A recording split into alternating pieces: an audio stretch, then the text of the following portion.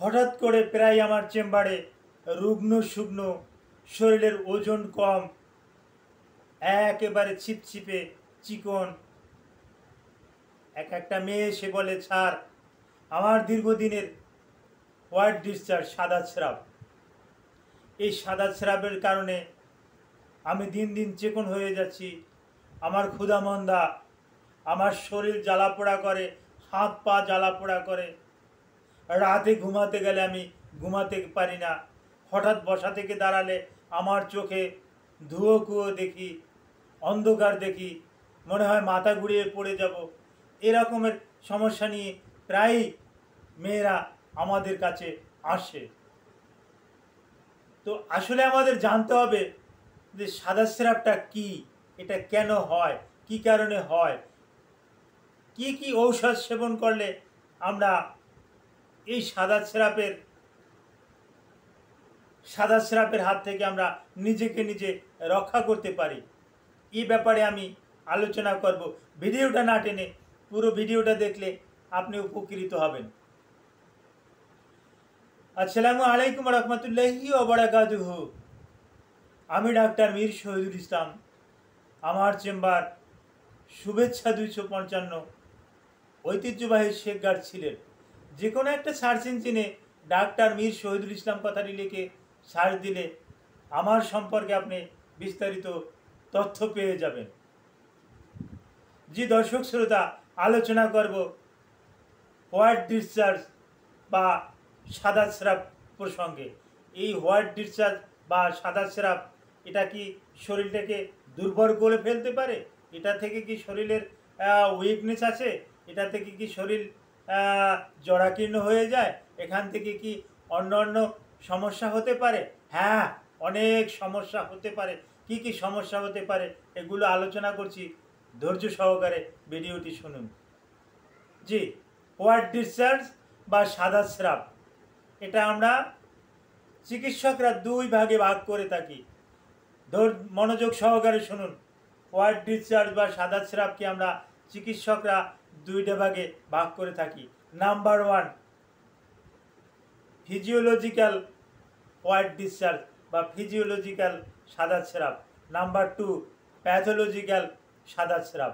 এই ফিজিওলজিক্যাল সাদা shrub number 1, এই ফিজিওলজিক্যাল সাদা স্রাবটা কি?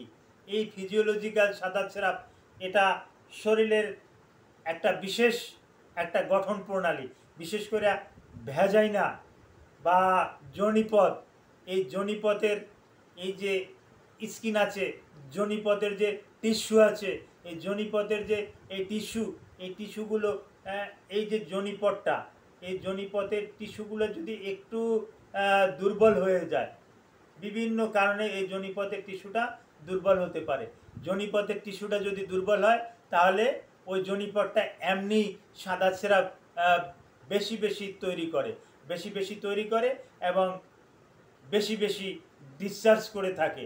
এটাও শরীরের জন্য ক্ষতিকর, এরও কিন্তু চিকিৎসা আছে। নাম্বার 2, প্যাথোলজিক্যাল হোয়াইট ডিসচার্জ হলো যদি ক্যান্ডিডা অ্যালবিকান্স নামের একটা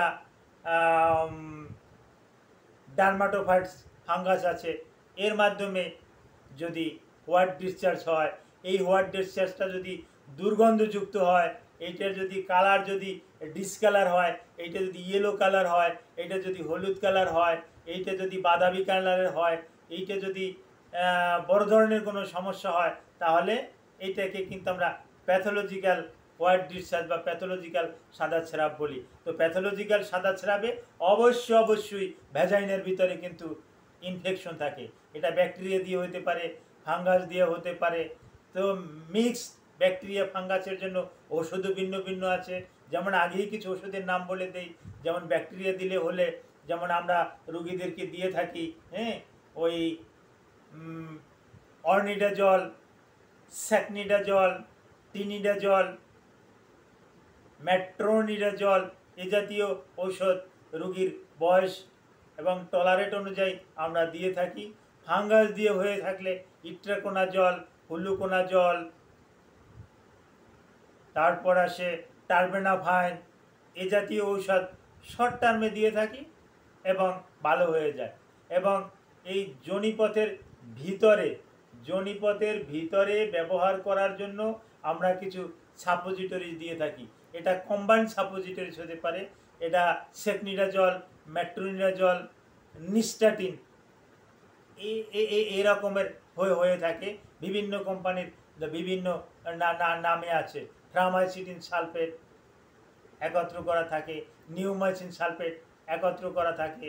তবে মেট্রোনিডাজল, নিউমাইসিন সালফেট, নিস্টাটিন, টারবেনাফাইন এরকমের একত্র করা কিছু সাপোজিটরিজ বা কিছু ভ্যাজাইনাল ক্যাপসুল আমরা এই যোনিপথের ভিতরে দিয়ে থাকি। তবে এটা 1 সপ্তাহ ব্যবহার করলেই কিন্তু এই হোয়াইট ডিসচার্জ বা সাদা সিরাপ থেকে কিন্তু পরিত্রাণ পাওয়া যায়। এখন এই সাদা সিরাপ ডে বাই ডে কিন্তু ইনক্রিজ করছে। তার ভিতর হলো যে অনেকেই আছে হাইজিন মেনটেন করে না, আবার অনেকের আছে এসটিডি, সেক্সুয়াল ট্রান্সমিট ডিজিজ। এগুলো প্যাথোলজিক্যাল পরীক্ষা করলে দেখা যায় কারো সিপিলিস, কারো গনোরিয়া, কারো ক্লামাইডিয়াল ইনফেকশন, কারো হিউম্যান পেপিউলোমা ভাইরাস এ দিয়া জনিপটটা অনেক আগেই তার ইনফেক্টেড ছিল, যার কারণে সে কিন্তু হোয়াইট ডিসচার্জে আক্রান্ত, সাদা সিরাপে কিন্তু আক্রান্ত। এখন প্রশ্ন হলো মরার উপরে খাড়ার গা। সাদা সিরাপ এটা স্বাভাবিকভাবে যাবে। এখন এখান থেকে যদি পর্যাপ্ত পরিমাণে চলে যায়, পর্যাপ্ত পরিমাণে যদি যেতেই থাকে, তাহলে শরীরের গুরুত্বপূর্ণ শরীরের কিছু ক্যালসিয়াম, ফসফরাস, আয়রন এগুলোর কিন্তু আমরা ঘাটতি দেখতে পাই। আর এগুলোর ঘাটতি দেখতে পেলে তখন তার মাথা ঘুরে পড়ে যায়, এবং সে দুর্বল হয়ে যায়, এবং সে চিকন হয়ে যায়, এবং তার ওয়েট লস হয়, তার শরীরের ওজনটা কমে যায়। ওজনটা এত বেশি কমে যায় যে সে লোকালয়ে যেতে দ্বিধাদ্বন্দ্ব করে। তার এই গালের চাপাগুলো ভেঙে যায়, গালটা ভিতরের দিকে ঢুকে যায়, চোখগুলো কোটরে বসে যায়। চোখগুলো কোটরে বসে গেলে তখন সে মানুষের সামনে কথা বলতে সে কিন্তু লজ্জাবোধ করে।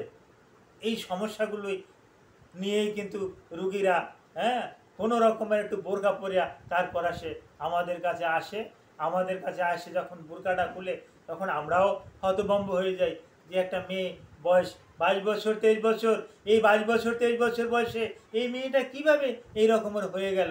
পরবর্তীতে কিছু ফিজিক্যাল পরীক্ষা করে দেখি, আমরা সরাসরি ভ্যাজাইনাল স্পিকুলাম তার যোনিতে প্রবেশ করিয়ে দেখি যোনির গাত্র, সিস হওয়া যোনির গাত্র, অত্যন্ত দুর্গন্ধযুক্ত যোনির কালার ডিসকালার, একই সাথে ওই তার সার্ভিক্সের রং পরিবর্তন হয়ে যায়, নেবোথেলিয়ান সিস্টের মতন আরও অনেক কিছু তখন আমরা দেখতে পাই। এই রকমের সমস্যা হলে আপনারা কাল বিলম্ব না করে, কোনো লজ্জা না রেখে সরাসরি আপনার ডাক্তারের কাছে খোলামেলা আপনি আলোচনা করুন, ডাক্তারের কাছে বলুন। ডাক্তার আপনাকে এ ব্যাপারে সঠিক রোগটা শনাক্ত করে, আপনি কি ডার্মাটোফাইটোসিস দিয়ে হয়েছেন, না ক্যান্ডিডা অ্যালবিকান্স দিয়ে হয়েছেন, না অন্য মাইক্রোঅর্গানিজম দিয়ে হয়েছেন, মাইক্রোব্যাকটেরিয়াম দিয়ে হয়েছেন, এগুলো ডক্টর নির্ণয় করবে। ডক্টর নির্ণয় করার পর আপনাকে সঠিক ওষুধটা দেবে। সঠিক ওষুধটা আপনি নির্ধারিত সময় মতন যদি আপনি খেতে পারেন, আপনি পুরোপুরি সাদা সিরাপ থেকে ভালো হয়ে যাবেন। Thank you all.